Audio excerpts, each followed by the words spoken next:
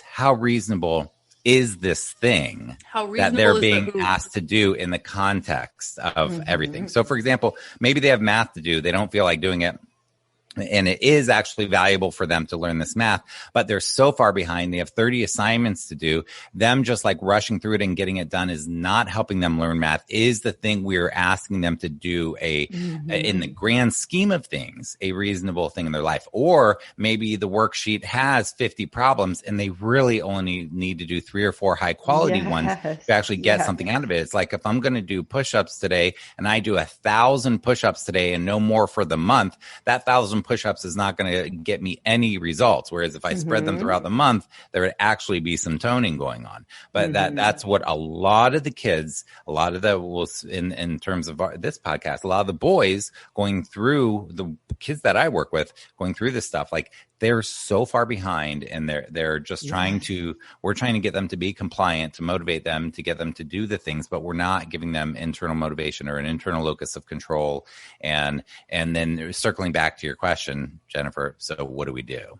Yeah. So that's such a common thing, especially right now, pandemic, really hard on everybody.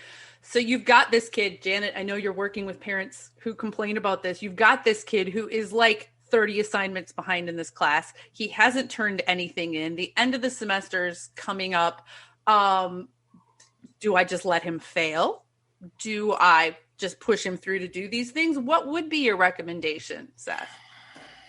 So again, sadly, this is complicated. This is not something, and there are a lot of experts out there that have, these sort of pat answers for things. And I have sort of pat models for things, but it is complicated and every kid's complicated. So first, to answer your question isn't to give you a crappy answer. Yeah. It's different for everybody. Second, but I love that honesty. I mean, that's part of what we're about here. We do these podcasts because there aren't any easy answers. So we're going to give you bits and pieces. And then listeners, you take what applies to you, your kid, your situation. Yeah. And second, I think it really is sort of looking at those two things that we were mentioning before. How reasonable is the thing? And then what do you do in that case?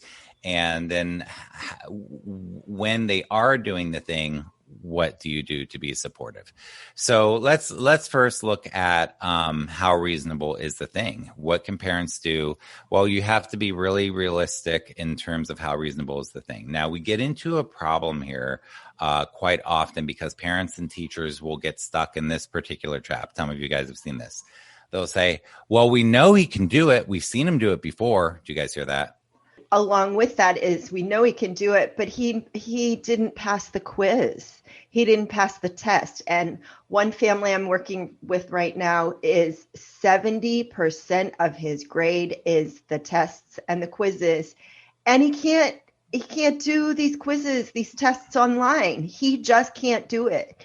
But he's doing the work and he knows the material and he's getting penalized. I'll tell you what, that is not very motivating for him to do the next assignment. Very good point. So that's an excellent point. So I'm sorry for everybody listening because we could go down so many tracks here, but many rabbit these holes. are so important. But that one is so important. You have to understand the experience that these boys are having.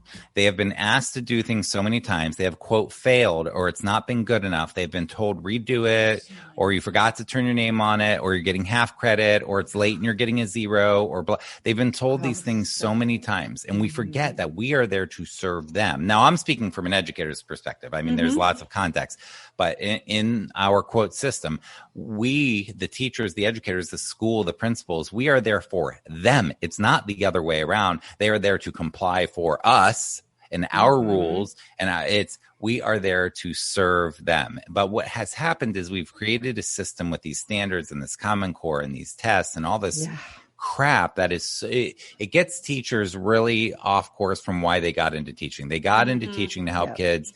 They get a lot of pressure from above to do things certain ways. And they almost, a lot of them, not all of them, lose sight of why they even got there in the first place. 50% burn out before year 5 and quit. 50% of the people we have hired to serve our kids quit by year 5. What the hell are we doing here? And then the ones who stay, who do you think they are? A lot of them are brilliant, amazing teachers, but a lot of them are compliant and they're just like, it's good enough or whatever. And they're settling. Yep. Do we want that for our kids? Well, that's the system we've created. And then, so they're in a place where they're like, I have this pressure to get these kids to look like this on paper and to walk through these curriculum things and meet these standards. But the experience of the boys is, I can't, for some boys, I can't, who start with executive function, I can't do what they're asking me to do. The absolute load. I was, the true story, I was speaking with the kid the other day, the beautiful conversation with this boy. And he said, Seth, actually, I wrote it down. He said, I have so much to do that I could literally spend every waking hour doing it. So he wants to do well. He struggles with executive function and focus, but he would spend every waking hour, a second, he said, doing it. So where is the time to be a boy and to experience life? And then